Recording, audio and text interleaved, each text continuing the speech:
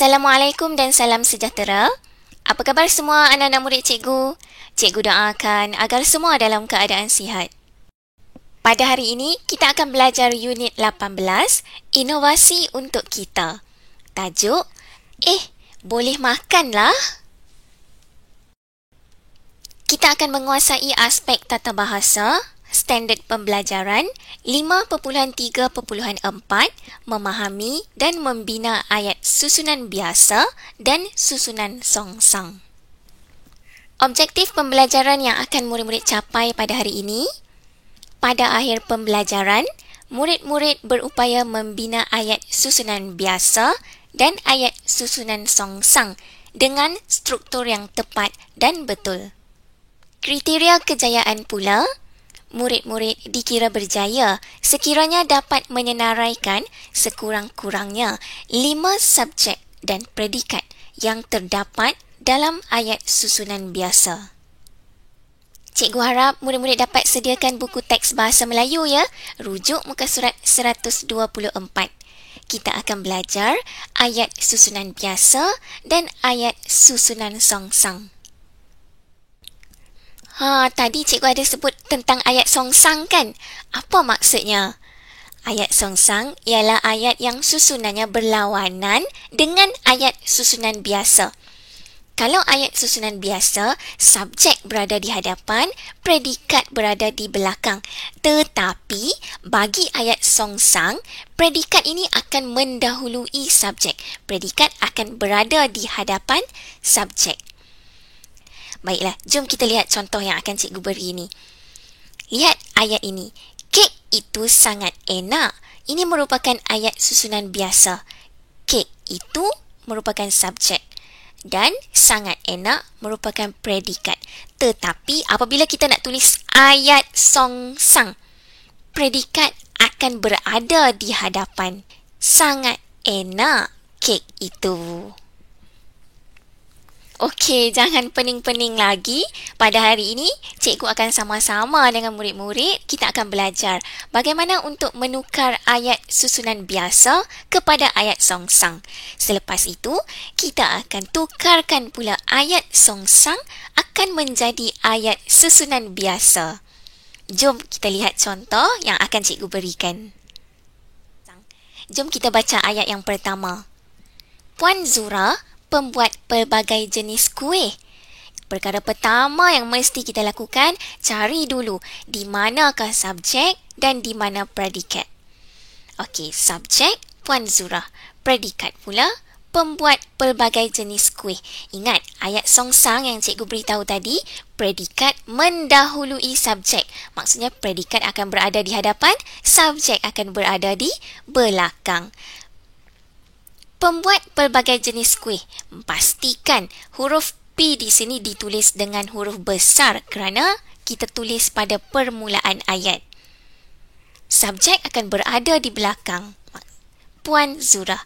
Ayat songsang yang betul. Pembuat pelbagai jenis kuih. Puan Zura. Boleh ya murid-murid? Jom kita lihat pula ayat yang seterusnya. Ayat kedua. Kuih muih itu di atas meja. Ingat apa yang kita perlu lakukan? Ya, cari subjek dan cari dulu predikat. Kuih muih itu merupakan subjek. Di atas meja, predikat. Pastikan huruf D ditulis dengan huruf besar kerana ada permulaan ayat. Di atas meja, kuih muih itu. Pastikan huruf K di sini kita tukarkan menjadi huruf kecil. Kerana huruf K ini tidak berada pada permulaan ayat. Ayat songsang yang betul di atas meja kuih muih itu. Ayat yang ketiga, kuih muih dibungkus dengan pembungkus istimewa. Jom kita cari mana subjek, mana predikat. Ya, kuih muih dibungkus merupakan subjek. Dengan pembungkus istimewa, predikat. Ayat songsang yang betul, ingat ya, predikat akan berada di hadapan. Dengan pembungkus istimewa, jangan lupa tukarkan huruf D, huruf besar. Dengan pembungkus istimewa, kuih muih dibungkus. Pastikan huruf K juga ditukar menjadi huruf kecil. Barulah ayat kita menjadi ayat yang betul penggunaan huruf besar dan huruf kecil. Ayat yang keempat. Pembungkus istimewa boleh dimakan. Di mana subjek dan di mana predikat?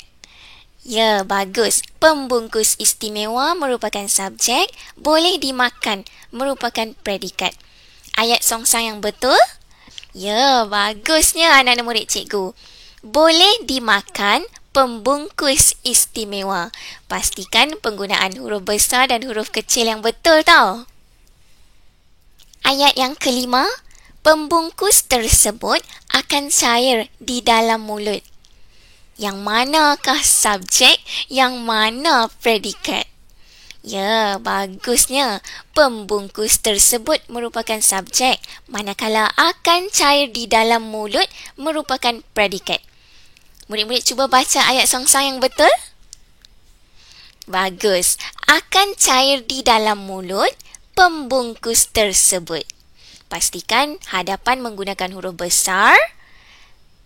P kita akan tukarkan jadi huruf kecil dan jangan lupa tanda noktah pada akhir ayat. Contoh ayat yang terakhir. Inovasi pembungkus ini sungguh hebat. Inovasi pembungkus ini merupakan subjek. Sungguh hebat merupakan predikat. Boleh tolong cikgu baca jawapan untuk ayat songsang bagi ayat ini tak? Bagus. Sungguh hebat inovasi pembungkus ini. Tahniah anak-anak murid cikgu yang berjaya membina ayat songsang berdasarkan ayat susunan biasa. Okey, sekarang daripada ayat songsang ini, jom kita tukarkan pula menjadi ayat susunan biasa. Jom kita baca dulu perenggan yang diberikan. Sangat mahir membuat kek Puan Zura. Dengan foto Zara, kek sangat cantik. Dicetak di atas filem foto Zara. Daripada rumpai laut, filem nipis itu. Boleh dimakan semua hiasan pada kek. Okey, ini merupakan ayat songsang.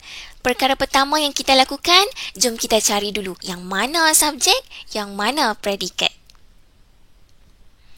Ya, ingat ya. Predikat berada di hadapan, subjek berada di belakang. Jom kita tukarkan ayat yang pertama ini. Sangat mahir membuat kek Puan Zura. Ayat susunan biasa, subjek akan berada di hadapan. Jom kita tukarkan. Puan Zura sangat mahir membuat kek. Okey, ayat yang seterusnya pula. Bagus. Kek sangat cantik. Dengan foto Zara. Pastikan penggunaan huruf besar dan huruf kecil yang betul tau dalam ayat ini. Okey, ayat yang seterusnya pula. Foto Zara, predikatnya dicetak di atas filem. Kita sambung. Filem nipis itu. Apa jawapannya selepas tu? Ya, filem nipis itu daripada rumpai laut. Ayat yang terakhir, di mana subjek, di mana predikat? Bagus, semua hiasan pada kek. Pastikan S kita tukar menjadi huruf besar kerana ada pada permulaan ayat. Sambungannya, boleh dimakan. Tugasan yang akan murid-murid laksanakan pada hari ini, yang pertama, cikgu nak murid-murid tukarkan ayat susunan biasa ini kepada ayat songsang yang telah kita belajar tadi. Tugasan kedua pula, cikgu nak murid-murid tukarkan ayat songsang yang terdapat dalam perenggan ini menjadi ayat susunan biasa. Ingat ya, pastikan murid-murid kenal pasti di mana kedudukan subjek dan predikat. Ayat susunan biasa, subjek akan berada di hadapan, predikat akan berada di belakang. Bagi ayat songsang pula, predikat berada di hadapan dan subjek akan berada di belakang. Semoga perkongsian cikgu pada hari ini tentang ayat susunan biasa dan ayat susunan songsang memberi manfaat kepada semua anak murid cikgu. Selamat berjaya ya. Jumpa lagi. Bye.